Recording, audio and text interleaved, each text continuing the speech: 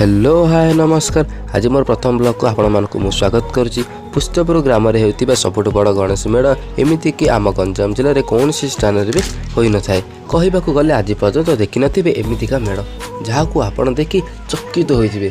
चलतु देखा जहाँकि पुष्टपुर बजरंग भाई मैंने मिसी यही गणेश पूजार सुंदर आयोजन करिसेंती, जहाँकि आम गंजाम जिलार बजरंग गणेश पूजा नाम प्रसिद्ध।